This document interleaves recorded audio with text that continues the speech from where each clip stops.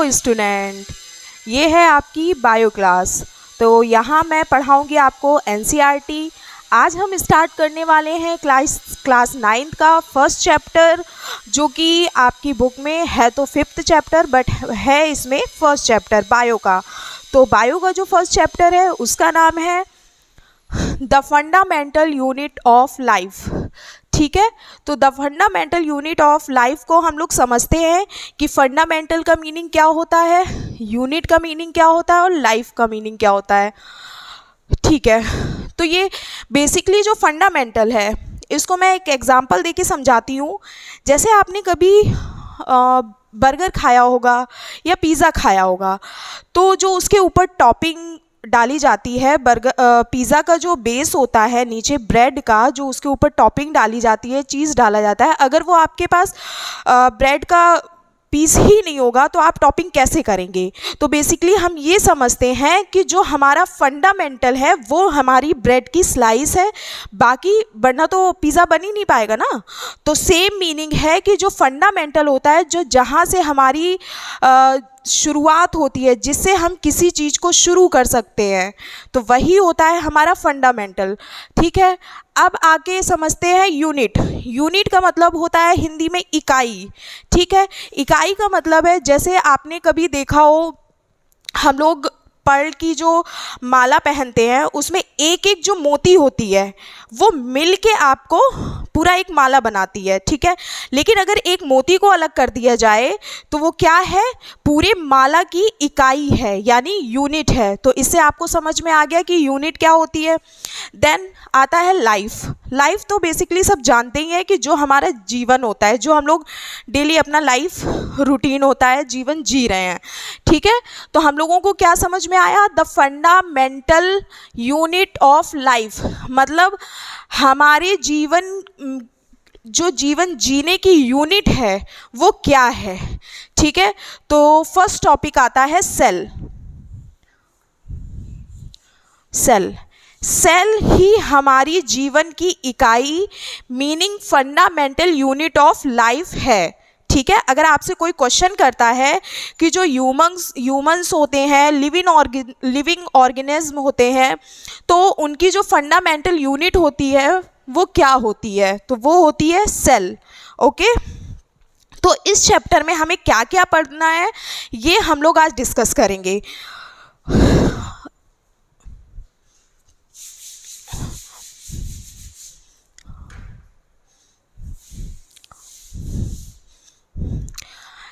तो हमें पता चला कि यूनिट ऑफ लाइफ क्या होती है, सेल।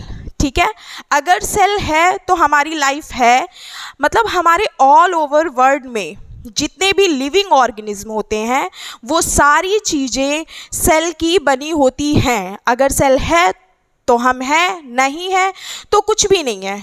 ओके, जैसे आप मान लीजिए एक प्लांट है, अगर प्लांट कहीं भी सॉइल में लगा हुआ है और वो लाइव है तो उसके अंदर सेल है, लेकिन उसी प्लांट को अगर हम काट देते हैं, उसके बहुत सारी टेबल्स बना देते हैं, चेयर्स बना देते हैं, वो बनी तो प्लांट से ही है लेकिन उसके अंदर सेल अवेलेबल नहीं है। ठीक है, और अवेलेबल भी होगी तो डेड सेल अवेलेबल होगी। ओके, तो हमने जान लिया कि फंडामेंटल यूनिट ऑफ लाइफ क्या होती है, सेल होती है। तो इस चैप्टर में हमें क्या क्या पढ़ना है, सबसे पहले पढ़ना है हमें कि सेल की डेफिनेशन क्या होती है। तो आज हम लोग केवल ये डिस्कस करेंगे कि इस टॉपिक में हमें क्या क्या पढ़ना है। तो फर्स्ट वन इज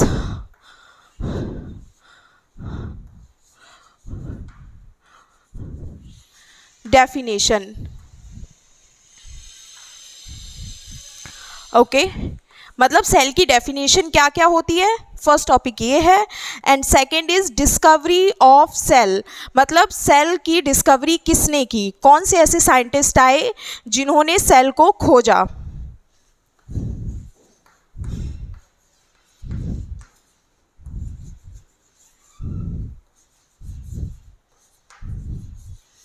ओके, तो हम लोग सेकंड पॉइंट इसमें पढ़ेंगे कि सेल को किसने किसने डिस्कवर किया है। And third one is part of cell, cell के क्या क्या पार्ट्स हैं।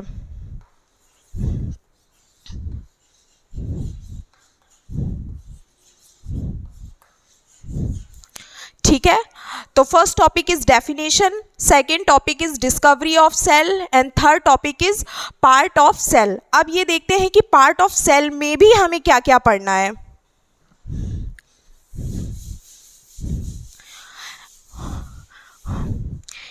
देखिए, मैं नोट्स तो नहीं बनवाऊंगी, लेकिन मैं जो जो भी चीज़ें यहाँ पे बोल रही हूँ, आप लोग हमेशा एक कॉपी पेन लेके बैठिए, जिससे कि आप नोट्स बना सके अपनी लैंग्वेज में।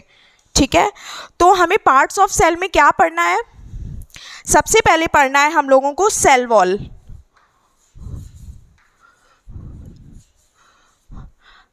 ओके, कि मतलब सेल वॉल क्या होती है, क्या क्या इसमें इसको किसने डिस्कवर किया है, क्या है क्या नहीं। And second is cell membrane.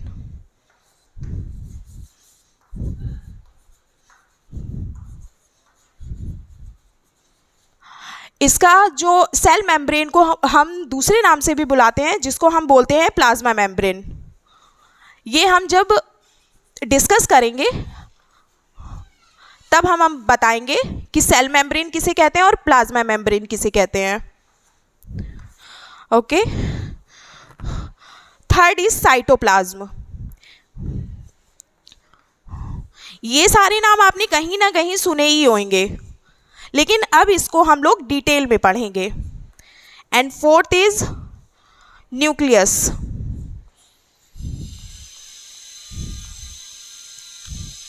Okay, fifth cell और नेल्स। ओके, तो क्या क्या पढ़ना है पहले आप देख चुके हैं, मैं बता चुकी हूँ। Discovery, definition, part of cell. Part of cell के अंदर ये सारे पार्ट आते हैं। Cell wall, second is cell membrane, जिसको हम प्लाज्मा मेम्ब्रेन भी कहते हैं। Third is cytoplasm, fourth is nucleus and fifth is cell organelles. ठीक है, ये सारे हमें अलग अलग पढ़ने हैं, बट जो सेल ऑर्गेनेल्स हैं इसके भी पार्ट्स हैं। ओके, तो अब इसके जो पार्ट्स हैं मैं वो लिखने जा रही हूँ।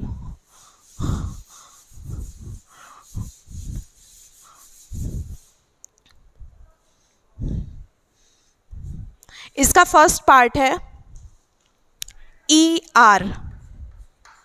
ER तो आप लोगों ने सुना ही होगा, endoplasmic reticulum.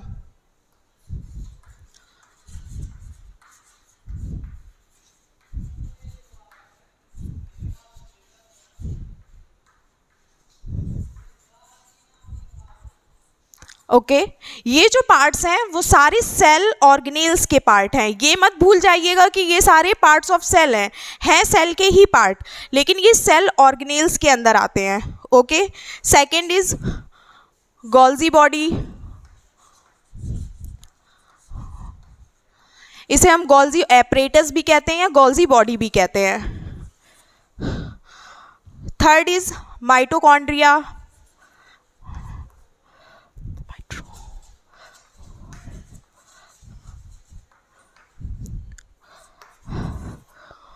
Fourth is plastid.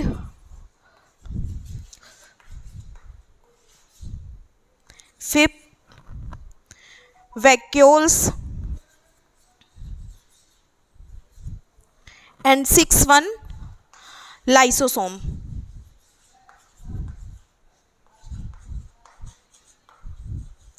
Okay, तो ये जितने भी पार्ट्स हैं ये सेल ऑर्गेनेल्स के अंदर आते हैं।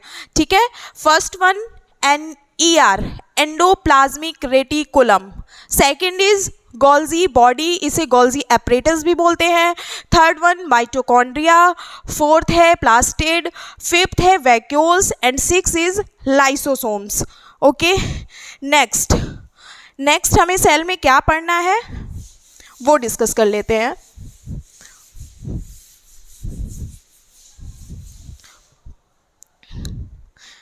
भाई सारी सेल ऑर्गेनेल्स पढ़ लिए, अब हम लोग आगे पढ़ेंगे सेल डिवीज़न।